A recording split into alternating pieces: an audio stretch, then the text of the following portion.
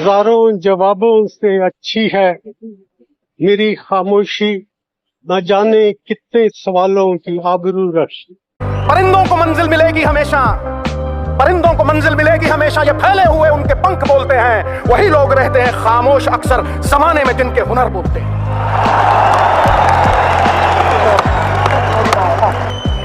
कलाकार के रूप में और इसके बाद 10 साल तक भारत के प्रधानमंत्री के रूप में मैं उनके अंडर में देश का योजना मंत्री था। तो अक्सर मैं, क्योंकि योजना विभाग का प्रधानमंत्री जो है उनके कैबिनेट मिनिस्टर होते हैं, तो उनके साथ मुझे बहुत काम करने का मौका मिला, बहुत उनके साथ बैठने का, उनके साथ चर्चा करने का। उनकी एक तो जानकारी जबरदस्त थी, चाहे आर्थिक विषय हो चाहे दूसरे विषय हो। दूसरे वो मतलब राजनीति में ईमानदारी क्या होती कोई उनसे सीखे। मैंने उनसे जैसा ईमानदार व्यक्ति नहीं देखा। छोटी छोटी चीज पे भी वो जो है बहुत सावधानी बरतते, मतलब यहां तक कि सरकारी खर्चे को भी नहीं करने देते थे कि ज्यादा हो। एक बार उनके घर में वरांडे में पानी आ रहा था पीएम हाउस में, तो सीपीडब्ल्यूडी के इंजीनियर जो है वो कैनोपी लगा रहा था छतरी ताकि पानी अंदर न जाए। वो आ गए, उन्होंने देखा ये क्या कर रहे हो, उनका सब ये पानी अंदर आता है इसलिए लगा रहे। कितने खर्च आएगा? 30,000 रुपए। वो बिल्कुल मतलब हो, उन्होंने काम रुकवा दिया। तो इस तरह सरकारी पैसे को ही बचाते थे, बहुत ही जो है सादगी से रहते थे, कभी किसी की आलोचना नहीं करना, कभी किसी की बुराई नहीं करना। और उन्होंने कहा भी था कि इतिहास हमको याद करेगा। बहुत लोग बहुत बहुत बातें करते हैं, लेकिन इतिहास हमको याद करेगा कि जो है किस तरह हमने क्या काम किया, इसका योगदान लोग बाद में याद करेंगे। सचमुच डॉक्टर मनमोहन सिंह के योगदान को हम भुला नहीं सकते। और मुझे रह रहे की याद उनकी आती है, कैसे उनके साथ बैठ के क्या क्या बातें होती थी। एक बार उन्होंने मुझे कहा कि मेरा बड़ा मन है कि मैं अपने गांव में होके आऊं, लेकिन वो गांव पाकिस्तान में है, झेलम जिले में। तो मैंने कहा वहां क्या देखना चाहते हैं आप? आपका घर है वहां पे? कह नहीं घर तो नहीं, लेकिन उस स्कूल में जाना चाहते हैं जहां हम क्लास 4 तक पढ़े थे। तो ये उनके मन में वो इच्छा हमेशा रह गई, वो नहीं पूरी हो पाई। लेकिन मैं बताता हूँ, हर एक को अपना बचपन में उन्होंने बहुत संघर्ष किया। उनकी माँ बहुत ही कम उम्र में, जब वो थे बिल्कुल उन्हें होश भी नहीं था, बहुत छोटे थे, तभी उनकी माँ का निधन हो गया था। तो उनके दादा दादी ने उनका पालन किया था, और पिताजी उनके तो वहां पेशावर में काम करते थे। तो उन्होंने बचपन में बहुत संघर्ष किया, और इसके बाद जो है पढ़ाई में अव्वल थे, और उसके बाद उन्होंने टॉप किया अपने इंटरमीडिएट लेवल पे भी, हाई स्कूल लेवल पे, और इसके बाद में भी, और यूनिवर्सिटी स्तर पे भी, और बाद में विदेश भी गए, और देश में तमाम पदों पे रहे। तो उनका अनुभव, उनका ज्ञान और उनका सोच, इन तीनों ने जो भारत को मजबूत बनाने में, भारत की अर्थव्यवस्था को मजबूत बनाने में योगदान दिया, और कभी भुलाया नहीं जा सकता। उनके जितने आर्थिक सुधार हैं सब डॉक्टर मनमोहन सिंह की देन है।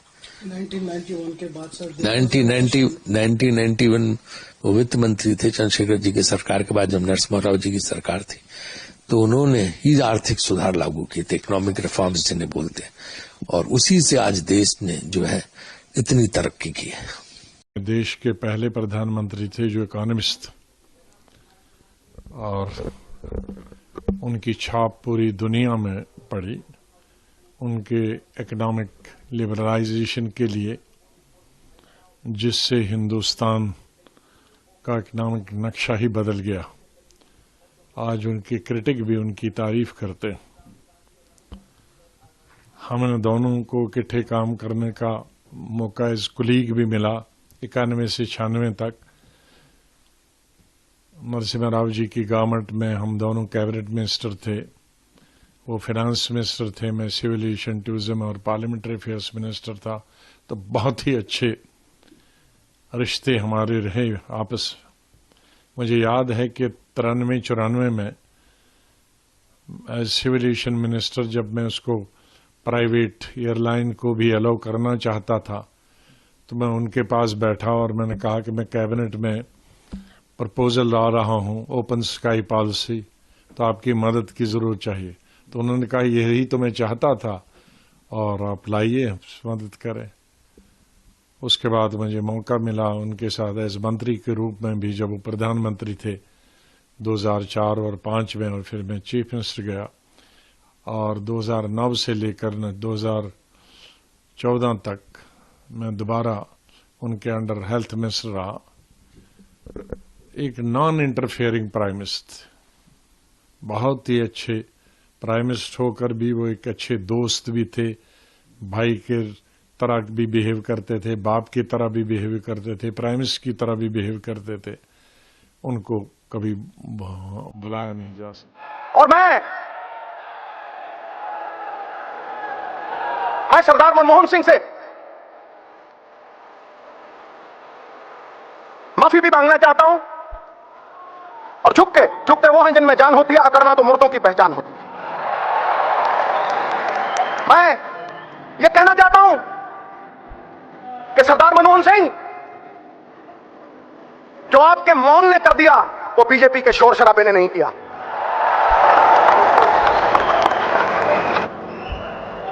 सयानों का कहा और आंवलों का खाया देर में पता लगता है। मुझे 10 साल बाद पता लगा सर।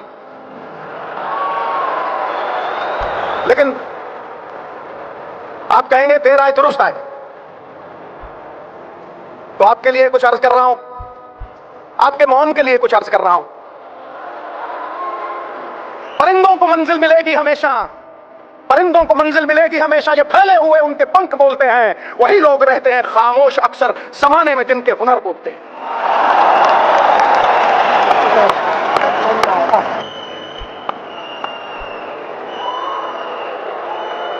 आप तो सर रात चोटसी बन सकते हैं। आपने कहा 2% जीडीपी करेगी, खटैक गिरी।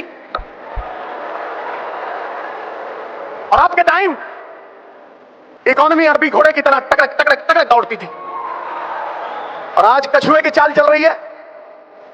आपने मेहनत ऐसी खामोशी में की कि सफलता ने शोर मचा दिया। ठोको ताली।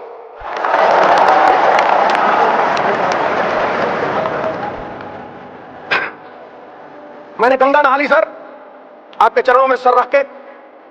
आप सरदार भी हैं और असरदार भी हैं।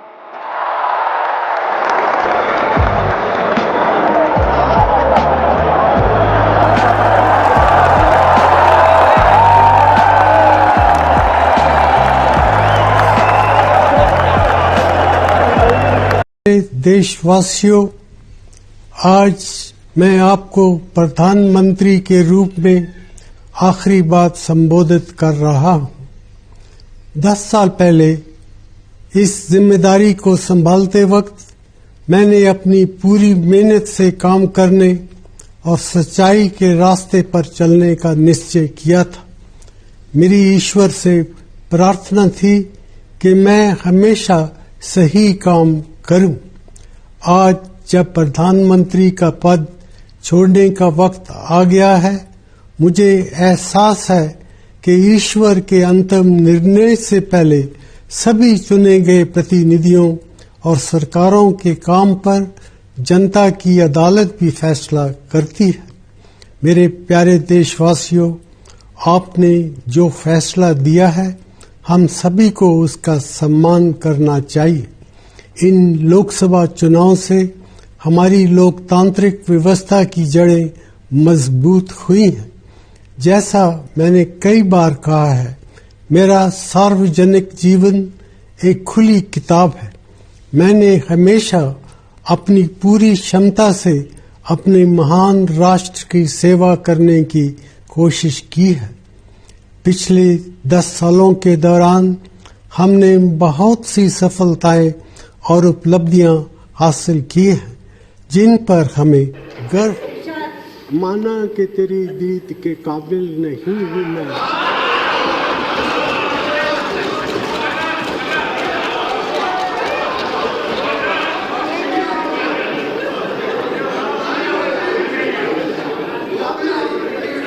माना कि तेरी दीद के काबिल नहीं हूं मैं, तू मेरा शौक तो देख, मेरा इंतजार देख।